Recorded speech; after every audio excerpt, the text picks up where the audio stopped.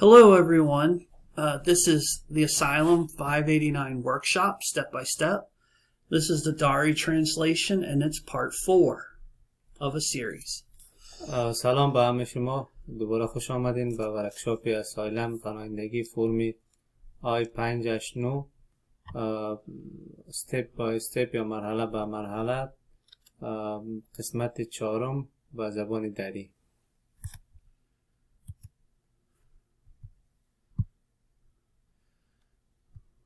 Just get that. This is part 4 of a series. We will add the links to the other parts in the description below. بخش 4 برنامه آموزشی پناهندگی است که ما در زیر از این نوشته ما لینک اینترنتی را اضافه میکنیم. We do not intend to help you complete the entire application at this time. We are not representing you as your attorney or accredited rep. We are providing information that we have to the best of our knowledge. Laws and policy may change. ما در حال حاضر قصد نداریم که به شما کمک کنیم تا تمام درخواست را تکمیل نمایید. چون ما نماینده شما به عنوان وکیل یا نماینده معتبر قانونی شما نیستیم. ما در حال تمام معلومات را با شما ارائه میکنیم که وابسته به دانش و اندوخته‌های خود ما است. قوانین و سیاست ممکن در حال تغییر باشد. You will need to get legal assistance. Find an attorney or accredited immigration representative once you get to your new home. You can hire one, find one who charges discounted fees, or even one that will not charge you. Your resettlement agency is required to assist you in finding legal help. شما نیاز به کمک حقوقی خواهید داشت. پس رسیدن به خانه جدید یک وکیل یا نماینده معتبر مهاجرت پیدا نمایید.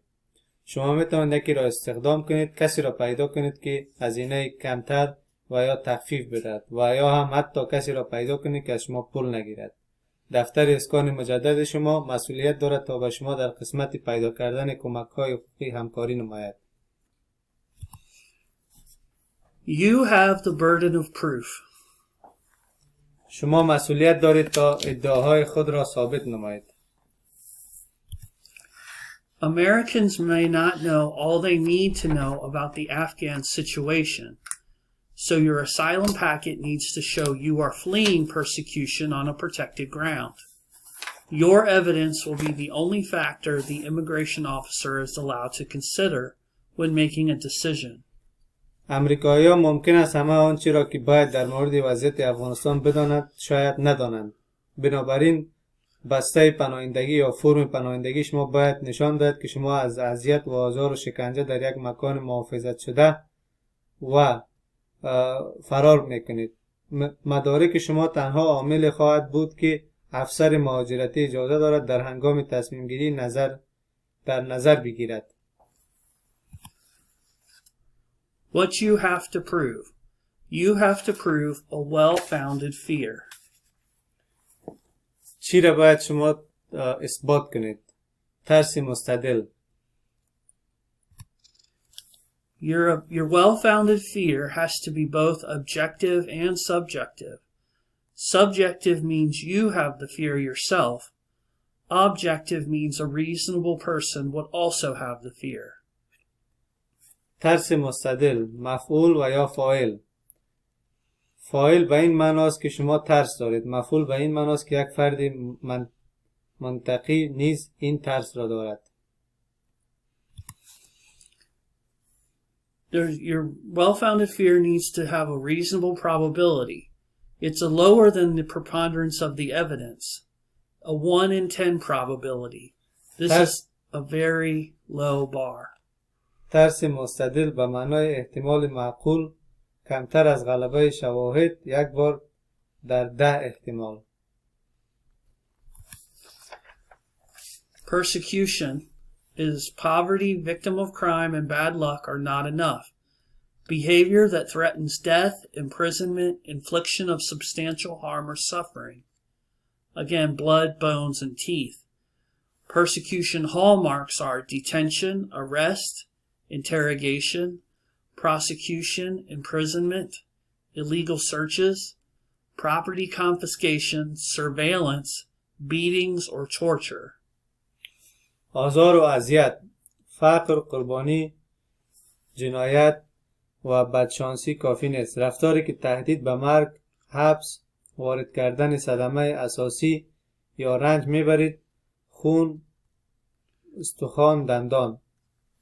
علائم آزار و شکنجه عبارتند از بازداشت، دستگیری، بازجویی، تعقیب قضایی، حبس، تفتیش غیر قانونی، مصادره اموال، مراقبت، ضرب و شتم و شکنجه. Again, you have to have it be based on the 5 factors of race, ethnicity, religion, nationality, political opinion, or social group. شما همچنان به اساس 5 عامل زید می توانید که مدارک و یا شواهد خود را اثبات کنید. نژاد، قومیت، دین، ملیت، نظر سیاسی، گروه های اجتماعی. You need to prove a nexus, a connection or series of connections linking 2 or more things. چیزی که باید اثبات کنید اتصال یا وصل کردن مجموعه از داشته هایی که دو یا چند چیز را با هم پیوند می دهد. Nexus is also the glue between you and the situation, the well-founded fear. The nexus is the because, the but for. Show the past harm that happened to you was motivated by the 5 protected characteristics. همچنان ربط دادن یا چسباندن بین شما و واقعیتی که ترس مستعدل است، چون اما شما نشان دهید آسیب گذشته که برای شما اتفاق افتاده است با انگیزه 5 اصل و عامل محافظت شده است. You have to prove that the government is the persecutor or that the government cannot control the persecutors. شما باید که ثابت کنید که دولت جفاگر است یا دولت نمیتواند آزارگران را کنترل کند. If you need an attorney, this is one way to find one. You have free legal service for Afghans in the U.S. seeking free legal representation. Please fill out the form by scanning the QR code on the next slide provided with your phone. اگر شما ضرورت به یک وکیل و یا مشاوره حقوقی دارید، Human Rights First یا حقوق بشر اول خدمات رایگان حقوقی را برای افغانای تازه آمده به امریکا ارائه میکند. در صفحه بعدی QR کد اینترنتی قابل دسترس است که میتوانید خود را راجستر و ثبت نام نمایید. Here is the QR code. اینجا QR کد یا نشان اینترنتی است که از این طریق شما میتونید خود را ثبت نام کنید. In response to the Afghan evacuation, Human Rights First created the Project Afghan Legal Assistance to help provide legal representation to Afghan refugees who have arrived in the U.S. در پاسخ به کسانی که از افغانستان تخلیه شدند، حقوق بشر اول پروژه کمک حقوقی افغان را برای کمک و ارائه نماینده حقوقی برای پناهندگان افغان که به ایالات متحده آمدند ایجاد کرده است. If you need translation help, this Tarjimly phone app may help. اگر شما به ترجمه چیزی نیاز داشته باشید، اپلیکیشن ترجملی میتونید که استفاده کنید. This will connect you to a live person who can translate from your language into English. این اپلیکیشن توانایی از این داره که شما را مستقیما با یک کسی وصل کنه که بتونین با زبانتون همراهی صحبت کنید. There's bars to asylum, missing the 1-year deadline, serious crimes, or participation in a terrorist group. اینجا بعضی مواردی است که احتمالا شما پناهندگیتون از دست بدین. گذشتن 1 سال، بیشتر از 1 سال، انجام جرایم جدی و همچنان اشتراک و شریک بودن در گروپ های توریستی و همچنان گرفتن حمایت از وام. Now we'll move on to part B, questions 2 through 4. و حال به بخش بعدی که بخش B است میریم از سوال دوم تا چهارم. Again, the boxes don't often give you enough space, so if they don't, you can just write C statement in the box. در خانه هایی که برای شما گذاشته شده که معلومات خیش را نوشته کنید، اگر کم است یا کم بودی میکنه شما فقط نوشته کنید C statement یا بیانیه من را ببینید. Question 2 involves crimes. Have you or your family members ever been accused, charged, arrested, detained, interrogated, convicted and sentenced, or imprisoned in any country other than the United States? بخش B سوال دوم در مورد تاریخچه یا سابقه جرمی شما است. آیا شما اعضای خانوادهتان تا به حال از هر کشوری غیر از ایالات متحده از جمله به دلیل نقض قانون مهاجرت متهم، دستگیر، بازداشت، بازجویی، محکوم و یا محکوم به در محکمه شده اید و یا زندانی یا خیر؟ Be honest. Reveal info and explain why it has nothing to do with you or what you have done to change. Talk with an attorney. Put none if none. صادق باشید. معلومات را بگویید که اگر هیچ ربطی به شما ندارد یا برای تقصیر چی کرده اید با وکیل صحبت کنید و اگر موضوعی یا جرمی نکرده اید بگید که نکردیم یا نخیر. This can hurt you, for instance, a serious crime like stealing a car, or it can help. In for instance, if you were arrested for having a beard that was too short. میتواند صدمه نبینید. شما یک موتر در افغانستان دزدیده اید. شما به خاطر داشتن ریش کوتاه زندانی شده اید. این میتواند شما را کمک کند. Question 3A involves an organization or a group. Have you or your family members ever belonged to or been associated with any organization or group? سوال سوم، اشتراک داشتن یا عضویت داشتن در یکی از گروپ ها.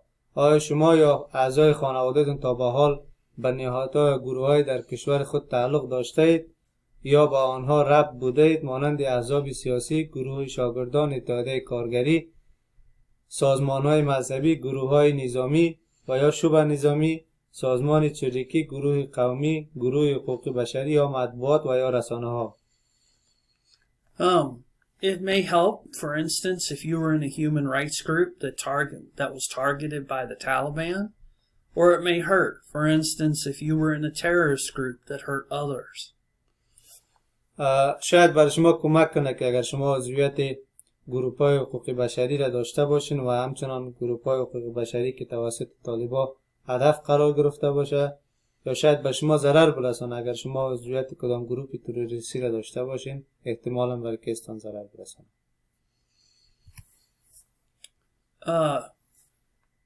Question B is, do you or your family members continue to participate in any way in these organizations or groups?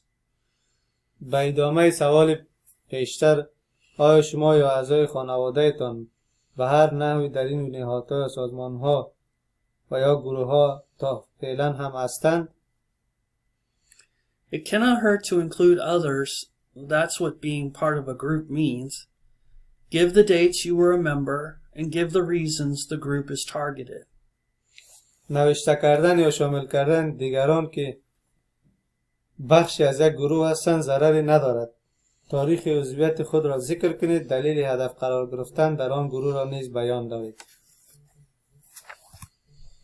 Question 4 is, do you have a torture fear? Are you afraid of being subjected to torture in your home country? If yes, answer the question words. Who, what, where, when, why, and how.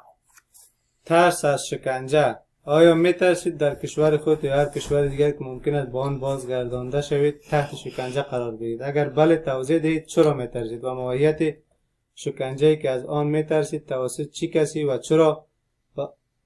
چرا به انجام می شود را توضیح دهید.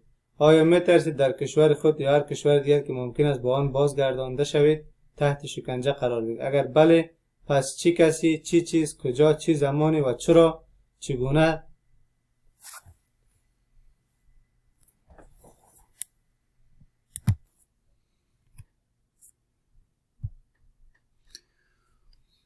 The U.S. government may or may not be aware of the situation in Afghanistan, but you have to tell your personal story. What happened to you? Do not write in generalities, write specifically. دولت ایالات متحده ممکن است از وضعیت افغانستان آگاه یا آگاه نباشند، اما شما باید قصه یا داستان شخصی خود را بگید. چه اتفاقی برای شما افتاده؟ به طور کلی یا عمومی ننویسید، به طور خاص یا شخصی بنویسید. Now we're on part C. و حال در بخش C هستیم. Again, if there's no room for you to write everything in the box, you can write C statement in the box. اگر همچنان جای کافی، فضای کافی نیست در بخش سوالا که جواب میتین، شما میتین فقط نوشته کنید بیانیه من را ببینید. Question 1 is, have you, your spouse, your children, your parents, or your siblings ever applied to the U.S. government for refugee status, asylum, or withholding of removal? Just to note, SIV is not asking for asylum or refugee status. سوال اول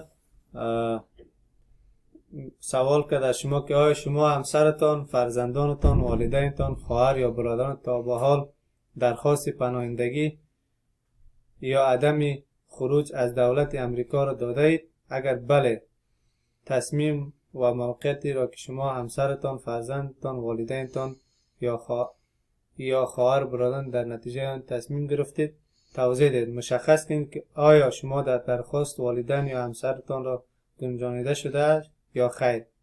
اگر چنین است شماره A والدین یا همسرتان را در پاسخ خود وارد کنید یا بگویید. کیسای SIV یا مهاجرت ویژه درخواست پناهندگی یا پناهنده شدن نیست.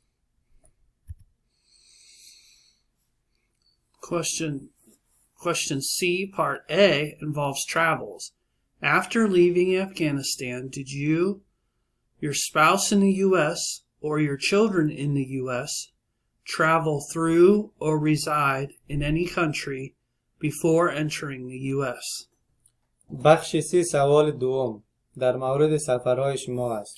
پس از خروج از کشوری که در آن درخواست پناهندگی دارید، آیا شما یا همسر یا فرزندانتان که اکنون در ایالات متحده هستند قبل از ورود به ایالات متحده از کشور دیگری سفر کرده یا در آن اقامت داشته اید؟ آیا شما، همسرتان، فرزندانتان یا سایر اعضای خانواده مانند والدین، برادر، خواهرتان تا به حال در هر کشوری که غیر از کشوری که اکنون از آن درخواست پناهندگی میکنید درخواست داده اید یا وضعیت قانونی دریافت کرده اید؟ اگر پاسخ مثبت است به یکی یا هر دو سوال 2A و 2B برای هر فرد مورد ذیل را ارائه نمایید. نام هر کشور و مدت اقامت و وضعیت شخص در مدت اقامت، دلایل ترک، این که آیا شخص در زمانی که آنجا بود برای وضعیت پناهندگی یا پناهنده شدن درخواست داده است و اگر نه چرا این کار را انجام نداده است. For the question A, this could be your response. As part of the evacuation from Afghanistan, we made stops in both Qatar and Germany before arriving in the U.S. In both countries, we stayed on U.S. military bases and did not ask for or receive any immigration status in either country. این میتواند یک پاسخ باشد. به عنوان بخشی از تخلیه از افغانستان قبل از رسیدن به ایالات متحده در هر دو کشور، قطر و آلمان، توقف داشتید و در پایگاه‌های نظامی ایالات متحده اقامت داشتید و هیچ گونه وضعیت مهاجرتی که از کشور درخواست کردید و یا درخواست نکردید میتوانید نوشته کنید.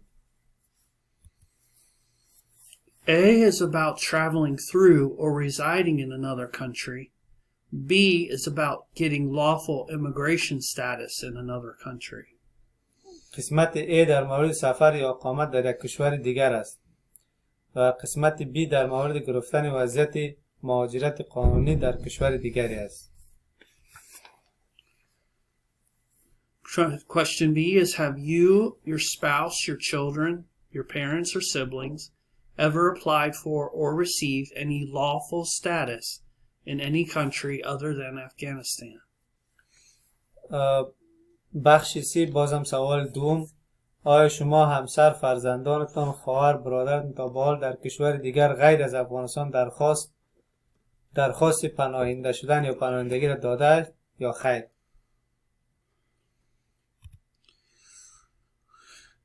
For B, you could put down that your mother went to Germany, or you can put down your sister has a green card in France. You can also put down your brother is a U.S. citizen. But for most, I don't think that you would have family members in another country. در قسمت بعدی میتونید بنویسید مادرتان آلمان رفت. شما میتونید بنویسید که خواهرتان گرین کارت فرانسه را دارد. همچنان در قسمت آخر شما میتونید بنویسید برادر شما یک شهروند ایالات متحده است که در بعضی مواقع یا اکثرا این بخش آخری صدق نمیکند. Question 3 involves causing harm or suffering. Have you, your spouse, or your children ever ordered, incited, assisted, or otherwise participated in causing harm or suffering to any person because of his or her race, religion, nationality, membership in a particular social group, or belief in a particular political opinion? بخشی سی سوال سوم در مورد سبب آسیب یا رنج. آیا شما همسرتان، فرزندانتان به دلیل نژاد، مذهب، ملیت، عضویت در یک گروه اجتماعی خاص یا اعتقاد به یک سیاست خاص تا به حال دستور داده اید، تحریک کرده اید، کمک کرده اید یا به هر طریق دیگر در ایجاد آسیب یا رنج به هر فرد شرکت داشته اید؟ این میتواند برای افراد در ارتش پیچیده باشد، بخصوص اگر شما همسرتان، فرزندانتان در ارتش بودند و طالبان را کشته باشند. اگر وضعیت شما اینطور است، از مشوره وکیلتان استفاده یا از وکیلتان نظر بخواهید. This can be complicated for people in the military, especially if you or your spouse or your kids were in the military and the Taliban died. Seek legal advice if this is your situation. اگر به شما صدق میکنم در موارد نظامی یا افراد نظامی بودن، ارتش بودن، شما میتونید در این قسمت از وکیل یا وکیلتان مشوره بخواهید. Question 4 is, did you go back? This should be an easy no, but if you left to visit another country, mention it here. Disclose all your international travel. They want to see if there is an ongoing threat and you went back. If you go back, your asylum application will almost certainly not be granted. Asylum is based on fear of returning to your country, so if you return, you are clearly not genuinely afraid. If you want to continue processing your asylum application, do not return to Afghanistan. You should not return until you have your U.S. citizenship. سوال چهارم، آیا دوباره برگشتید؟ بعد از این کشور را ترک کردید که در آن آسیب دیدید یا ترسیدید؟ آیا به آن کشور بازگشتید؟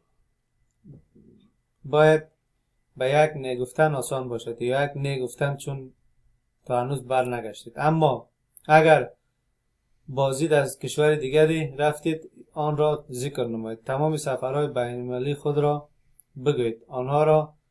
آنها میخواهند ببینند که آیا تهدیدی در جریان است یا خیر و شما برگشتید. اگر به عقب برگردید، تقریبا مطمئنا درخواست پناهندگی شما پذیرفته نخواهد شد. پناهندگی مبتنی بر ترس از بازگشت به کشور شماست. بنابراین اگر برگردید، واضح است که واقعا نمیترسید. اگر میخواهید به درخواستان رسیدگی شود و ادامه دهید، به افغانستان برنگردید تا زمانی که تابعیت ایالات متحده را نداشته باشید. نباید برگردید. Question 5 is, are you filing more than 1 year after your U.S. arrival. This should be an easy no. Remember, we talked about the 1-year deadline. If you wait more than 1 year and have to check yes here, you should speak to an attorney because your application will need significant help. سوال پنجم در قسمت بیشتر از 1 سال یا 1 سال بیشتر شدن است. آیا شما این درخواست یا فرم را بیش از 1 سال پس از آخرین ورود خود به ایالات متحده ارسال میکنید؟ آیا بیشتر از 1 سال پس از ورود خود به ایالات متحده درخواست را ثبت یا ارسال میکنید؟ باید آسان نه خیر باشد. به یاد داشته باشید ما در مورد ضرب الاجل 1 ساله بحث کردیم. اگر بیش از 1 سال صبر کردید و باید در اینجا بله را علامت کنید. باید با یک وکیل صحبت کنید. درخواست شما به کمک قابل توجه نیاز دارد. Some are saying that Afghans don't have to file within 1 year because of the situation. Be careful of this, because you are responsible for proving that it was them, someone outside of you, not you, that caused the delay. بعضی ها میگویند افغان به دلیل این وضعیت مجبور نیستند در ظرف یا در مدت 1 سال درخواست خیش را ارسال نمایند. مواظب یا مراقب باشید. این موضوع خیلی مهم است، زیرا شما مسئول اثبات این هستید که این افراد خارج از شما بودند و نه شما که باعث تأخیر شده اید. Part 6 involves crimes in the United States. Hopefully you can answer no. Do not do anything bad while you are here, but if you do, disclose it. سوال ششم در مورد جرم‌ها و جرایم انجام شده در ایالات متحده است. آیا شما یا هر یکی از اعضای خانواده شما که در این درخواست هستند تا به حال مرتکب جرم شده اید برای هر جنایتی در ایالات متحده از جمله نقض قانون مهاجرت دستگیر و یا محکوم شده اید؟ اگر برای هر نمونه بله، در پاسخ خود مشخص کنید چه اتفاقی و چه شرایط، تاریخ، مدت محکومیت دریافتی، محل، مدت زمان بازداشت یا محکومیت، هر گونه احتمال رسمی که علیه شما یا بستگانتان در درخواست شامل شما مطرح شده است و دلیل آزادی را بیان دارید. اگر در ایالات متحده دستگیر شده اید باید یک کاپی تایید شده از تمام گزارش‌های دستگیری، تصمیمات دادگاه، اسناد محکومیت و سایر اسناد مربوطه را ارائه داد. امیدواریم بتوانید صادقانه پاسخ دهید. نه، تا زمانی که اینجا هستید کار بدی انجام ندید، اما اگر این کار را کرده اید آن را بگویید. Be honest. It can be tough to tell the truth, but it is better in the long run. بازم صادق باشید. گفتن حقیقت میتواند سخت باشد اما در دراز مدت بهتر است. Alright, we've reached part D, and we'll go back to just filling out the form. و حال در بخش دوم رسیدیم. حال میریم پس دوباره به خانه‌پری بخشای از فرم یا فرم ها. Your signature is your oath. اساساً یا بنیادن امضای شما سوگند شما می باشد. Print your name in English and print your name in your alphabet. There is a place for your signature later. نامتان را به انگلیسی بنویسید. نامتان را همچنان به الفابت یا الفبای زبان خود بنویسید. بعداً در زیر جای برای امضای شما خواهد بود. All of this language essentially states you are swearing under penalty of perjury that everything in your application is true. تمام جزئیات این نوشته شما گفته شده شما با مجازات شهادت دروغ سوگند یاد میکنید که همه چیز در درخواست شما درست است. Let's talk about passport photos. حالا بیایید که در مورد عکس پاسپورت صحبت کنیم. They need to be in color, 2 by 2 inches in size. باید عکستان رنگه و در سایز 2x2 باشد. Write the person's name and their alien A USCIS number on the back of the passport photo. همچنان در پشت سر عکستان نامتان و این نمبر یا نمبر مهاجرتیتان را نوشته کنید. Passport photos need to be printed on thin, photo quality paper, taken within the past 6 months with your current appearance. Full face front view with plain white or off-white background. Between 1 inch and 1 3/8 inches from the bottom of the chin to the top of the head. عکستان باید در ورق عکس یا کیفیت خوب ورق چاپ شود. عکستان باید در مدت 6 ماه گذشته و فعلا گرفته شود. مکمل رویتان در بک‌گراند یا پشت سرتان سفید باشه. همچنان باید در روی سرک یا در جای دیگه گرفته نشود، در یک جایی که عکاسی یا عکاسخانه یا جای مناسب باشه عکستان گرفته شود. You also need to take the picture in normal street attire. No uniform should be worn, but religious attire worn daily is okay. شما همچنان میتونین با لباس غیر رسمی هم عکس تانو بگیرید. ضرورت نیست که لباس رسمی داشته باشین. No hat or headgear that obscures the hair or hairline. If you normally wear a hearing device, wig, or similar articles, wear them for your picture. Eyeglasses are not allowed in passport photos. Sunglasses are not acceptable unless you need them for medical reasons. شما همچنان در عکس پاسپورتتان ضرورت نیست که کلاه، گوشواره و همچنان موارد دیگه که عینک‌های دودی و همچنان موارد گفته شده که باید نداشته در هنگام عکس گرفتن باید نداشته باشین همراهتان.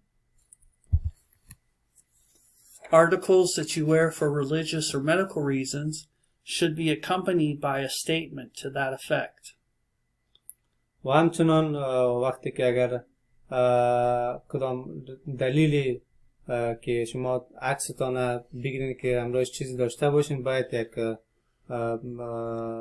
دلیل دینی و دلیل طبی باشه. Put your passport photo in the box next to your Part D. شما عکستان در قسمتی که دم قسمتی که علامه زرد است دم قسمت میگذارین در بخش دی.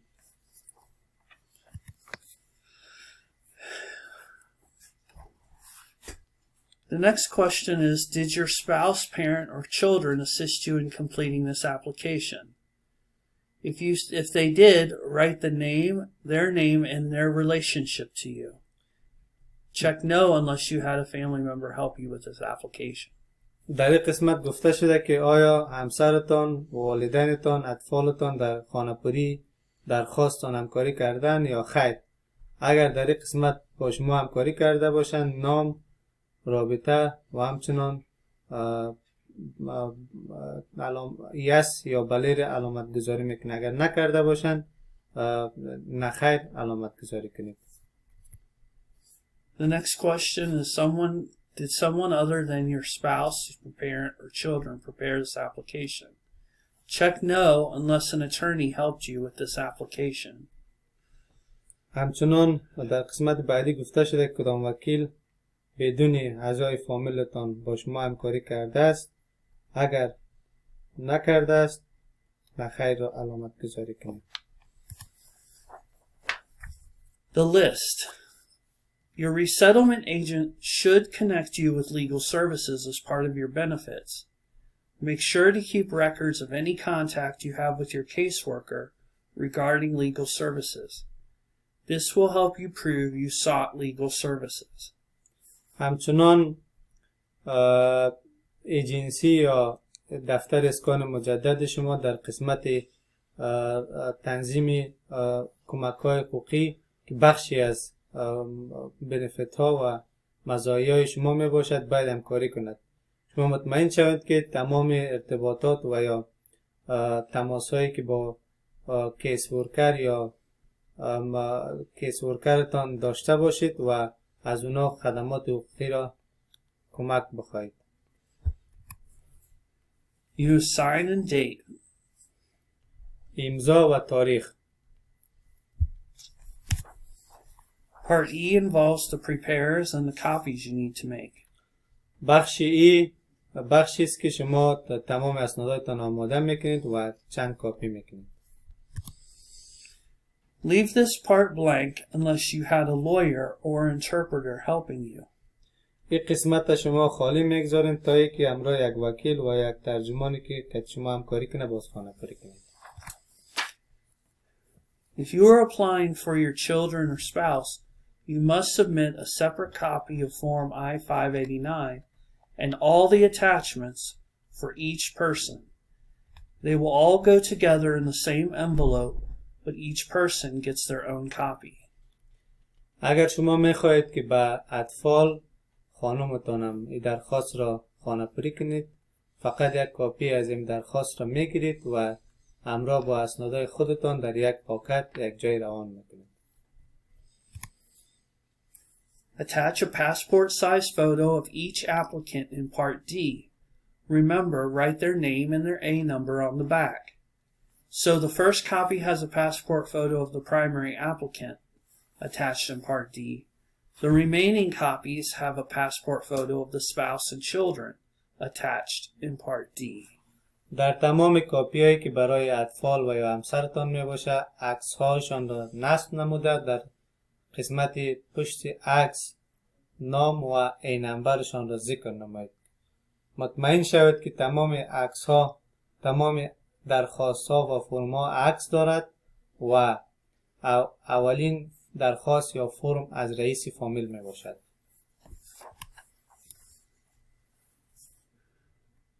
This is where you would put your other family members' passport photos. این جایی است که شما می توانید دیگر اعضای فامیلتان عکسشان نصب کنید. If you found this video helpful, please share it with your friends. But remember, this is not legal advice because it is only general information. You and your friends need an attorney to help guide you through the particulars of your individual situation. اگر شما این ویدیو را مفید و یا کمک کننده یافتید یا فهمیدید، به یاد داشته باشید که این یک مشوره حقوقی نخواهد بود، به خاطر که یک معلومات عمومی است. شما میتونید به خاطر مشوره حقوقی از وکیلا و یا کسانی که نماینده حقوقی شما خواهد بود در هر شرایطی کمک بخواهید. Advocate for what you need. Be vigilant with your caseworker about getting legal help. Without legal help, you will not be able to stay in the USA forever. با شما به مشوره حقوقی نیاز دارید. همیشه در مورد مشوره حقوقی با کیس ورکر خود به تماس باشید. بدون مشوره حقوقی شما هیچگاهی در ایالات متحده بودن نمیتوانید. Alright, now we are going to get into some nuts and some bolts, the things that you might want to add to your application. و حالا یگان موضوعات که نت و یا بولت گفته میشه که شما ضرورت است که به درخواستتان اضافه کنید. The first thing is an interpreter certification. اولین کاری که است تصدیق ترجمان یا ترجمه است. Interpretations do not have to be professionally done, but interpretations have to be done by someone competent in English and the original language. ترجمان ضرورت نیست که مسلکی باشه، مسلکی انجام بده کارشون، اما ضرورت است که ترجمان انگلیسی را بفهمه و همچنان به زبان خودتان یاد داشته یا بلدیت داشته باشد. Here is an example of an interpreter certification. You can pause the video and copy it if you need to. اینجا یگان نمونه از تصدیق و یا تصدیق ترجمانی است که شما میتونید که از این استفاده کنید. Next is the cover letter. و بعدی کاور لتر یا همو ورق اولی صفحه یا همو درخواست شماست. The cover letter makes your application look professional and guides the officer through the documents included in your application. ورق اولی یا صفحه اولی درخواست شما یکی از بخش‌های مهمی درخواست میباشد که آفیسر بخش مهاجرتی را راهنمایی میکند که تمام درخواستتان چطور بررسی کند. For the following example, I will give you a couple of seconds to pause the video so that you can look at the example. به خاطر ادامه یا دیدن از این نمونه یا مثال میتونید که با ویدیویی که ما گذاشتیم میتونید که برین بعد ببینید.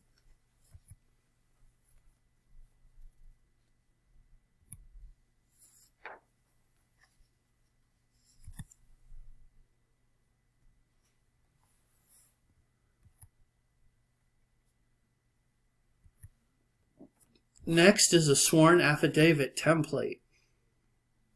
و بعدم یک نمونه از قسم یا قسم خوردن شما است. Generally, you will reiterate the information you included on your application already.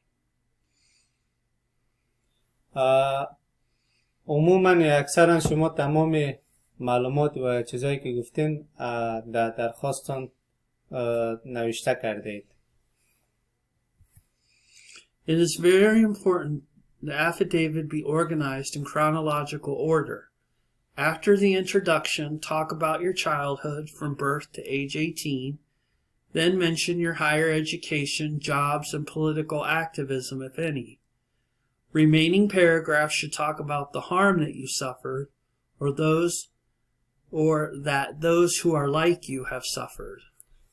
تصدیق و یا سوگندنامه شما یکی از بخش‌های مهم می باشد که شما بسیار به طور منظم از معرفی در مورد اطفال، سال تولدشان و همچنان معلومات تحصیلیتان، وظایفی که در گذشته انجام دادید، فعالیت‌های سیاسیتان و تمام مواردی که شما در گذشته رنج دیدید یا آزار و اذیت دیدید تمامش را نوشته میکنید.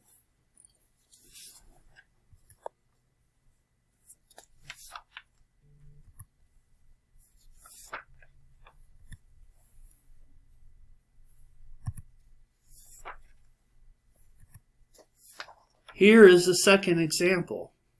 اینجا همچنان یکی از مثالهای دیگه همی سوگندنامه است.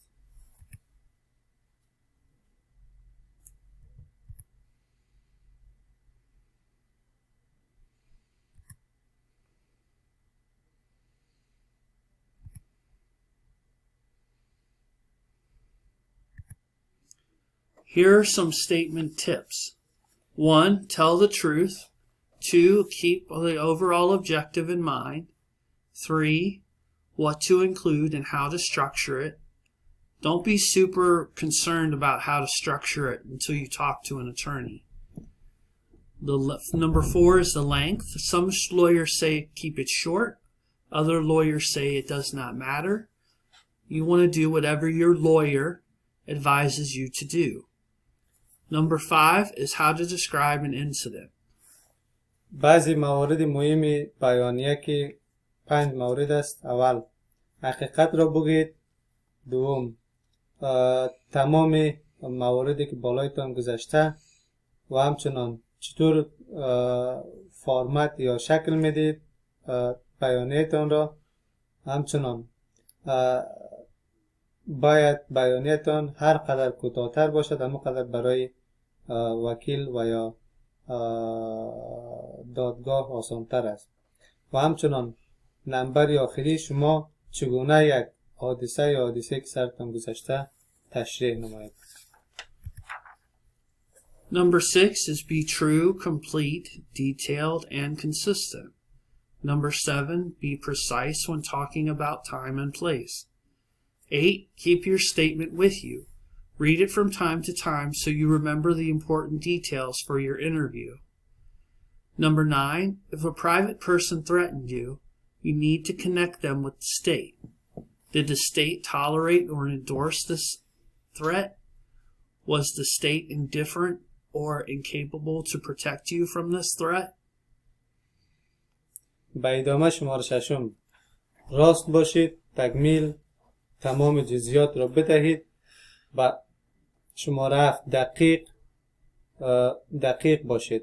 به این معنا که شما تمام معلومات را که چی وقت کجا اتفاق افتاده است، بیانیه خود را همراهتان داشته باشید و همیشه همراهتان تکرار نمایید که تمام موارد مهمی که در ذهنتان است به یادتان بیاید. اگر شما کدام تهدید شخصی دیدید، شما ضرورت دارید که این را بیان نمایید. اگر بیان ننمایید و در بیانیتان نباشد، ما چگونه شما را محافظت کنیم و یا محافظت کرده نمیتوانیم. There are several ways you could approach writing a statement. One way would be to state every detail and write the whole story and pull out the worst parts. The second one is step by step. What happened? What happened next? You could also do it your way. It is your statement, your words, and your style. همچنان بعضی از روش‌های و شیوه‌هایی است که شما میتونید بیانیه خود را نوشته کنید. اولین راه این است که شما میتونید تمام چیزا جزئیات و یا نوشته کنید. تمام چیز قصه خود را چی بخش خوب است چی بخش خراب است همش نوشته کنید. راه دوم، تمام جزئیات و زندگی خود را مرحله به مرحله چی گذشته و چی خواهد گذشت در آینده بیان نمایید. راه سوم، این بیان و بیانیه شما است. شما میتونید به دل خودتان، به زبان و به کلمات خودتان نوشته نمایید. So you have to collect evidence. This is your homework. You have to have evidence to support yourself. Major sources of evidence are your story, your country's conditions and other corroborating evidence, forensic evidence. You have photos, files, videos, etc. در این بخش ثبوت و شواهدی است که شما این کار خانگی شما باید ایره رویش کار کنید. شما میتونید تمام شواهد و منابعی که قبلا اتفاق افتاده است، شرایط کشورتان، شرایط جای بود و باشتان که از او عکس ها، ویدیوها، لینک های خبری یا اینترنتی می باشد استفاده کنید. Our refworld.org is a good place to learn about country conditions.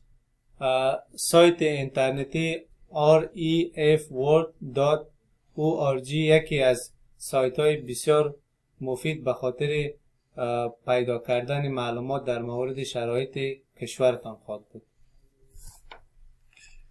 News accounts on Afghanistan may be included. CNN, BBC, the Associated Press, Reuters, Al Jazeera, other news organizations, and Afghan news organizations carry stories on Afghanistan that can support your asylum claims.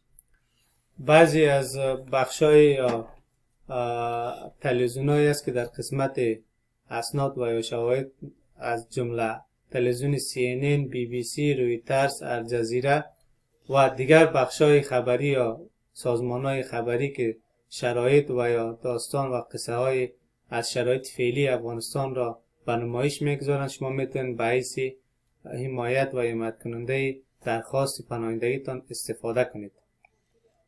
For example, reports on restrictions on women and employment or demands that those who worked for the prior government turn themselves in to the Taliban. فرض مثال محدودیت هایی که برای خانم‌ها و کارشان وضع شده و همچنان تقاضای کسایی که در دولت سابقه کار نکنن و فعلا همراه طالبان هستند. Your packet will contain many documents. This is just one example of what your form could contain. پاکت یا بسته معلوماتی یا فرم شما بسیار چیزا در بر خواهد گرفت که ما اینجا میریم روی بعضیاش صحبت میکنیم. We would have a Form 589, one passport picture, your sworn affidavit, witness declarations, pictures related to your claim, explosions, burnt home, corpses, your passport, tazkera, or other document copy showing Afghan citizenship, documents related to your claim, mail, text messages, etc., your country conditions, which are available online, medical records, or psychological evaluation report. که از او جمله اولین بخش فرم یا درخواست I-589 یا پناهندگی شما است، یک قطعه عکس سایز پاسپورتی شما است، تمام جزئیات سوگندنامه شما است و بیانیات شواهد یا شاهدای شما است، همچنان عکس هایی که در مورد بیان و یا مواردی که ذکر کرده از انفجار، خانه سوختن و دیگر موارد است. کاپی پاسپورت، تذکره و اسنادایی که شما نشان بده که شما شهروند افغانستان هستید. همچنان به خاطر ثبوت و ثابت کردن ادعایتان شما میتونید که ایمیل هایی که دریافت کردین، مسیج هایی که دریافت کردین و همچنان غیره. شما میتونید در قسمت بعدی شرایط کشورتان را مورد استفاده قرار بدین که او مستقیما در صفحه آنلاین یا اینترنتی می باشد. شما باید نسخه های دکتر یا شفاخانه داشته باشید و همچنان گزارش های بررسی از وضعیت روانشناسی یا روانی افغانستان را. Stop. Before you send anything in, you should have an immigration lawyer review your entire application, your form, your statement, and all of your evidence. توقف. قبل از اینکه شما هر چیزتان ارسال نمایید، باید با وکیل مهاجرتی صحبت و یا هم درخواستتان را بازنگری نماید. درخواستتان، بیانیه‌تان و اسناد شواهد و اثباتیتان را دقیقاً مورد بررسی قرار باید بدهید. The interview. The whole family is called for the interview, but only mom and dad are interviewed formally. مصاحبه. تمام فامیل یک جا به مصاحبه خواهند آمد، اما پدر و مادر شخصاً جداگانه به طور رسمی مصاحبه خواهد شد. If your asylum is granted, great. اگر فرم پناهندگی شما قبول گردید، عالی است. If your asylum is not granted, you get to try again, this time with an immigration judge. اگر فرض کنیم درخواست پناهندگی شما قبول و یا رد کردید، شما را دوباره میتونید به یک محکمه مهاجرتی مراجعه نمایید. If your asylum is granted, these are your next steps. A. If your spouse and children under 21 years of age are not in the U.S., you can petition for them as soon as your asylum is granted, so long as you listed your spouse and children on Form I-589. You can do all this by filing the Form I-730. همچنان قدم‌های بعدی که اگر فرم پناهندگی شما قبول گردد، شما میتونید اطفالتان که زیر سن 21 سال و همسرتان که در ایالات متحده هم نباشد، اونا از مزایای فرم پناهندگی برخوردار میگردند و تایید شدند. شما میتونید اوها را در یکی از فرمای AFFIDAVIT برایشان درخواست بدهید. B. 1 year after you receive asylum, you can file for adjustment of status on Form I-485. If this is granted, you will become a legal permanent resident of the U.S. شماره B. بعد از دریافت 1 سال از پناهندگیتان شما همچنان میتوانید به فرم درخواست وضعیت دائمی که I-485 می باشد درخواست بدهید. اگر شما قبول شدید شما برای همیشه شهروند دائمی امریکا خواهید شد. Letter C. 4 years and 9 months after becoming a legal permanent resident, you can file an application for naturalization or citizenship. شماره C. بعد از گذشت 4 سال و 9 ماه شما می توانید برای تابعیت گرفتن ایالات متحده درخواست بدهید. Letter D. Once you become a citizen, you can petition for your parents and siblings, though your siblings may take about 12 years. شماره D. وقتی که شما تابعیت ایالات متحده را گرفتید شما می توانید والدین و خواهر برادرتان را به ایالات متحده دعوت نمایید. شاید این موضوع 12 سال را در بر بگیرد. And that is all. Thank you for watching all of these videos. We hope that you get your asylum application filed and become a legal permanent resident soon. تشکر از توجهتان. آرزومندیم انشالله به زودی شما فرم اسایلم یا پناهندگیتان تایید و قبول شود و برای همیشه شهروند دائمی ایالات متحده شوید.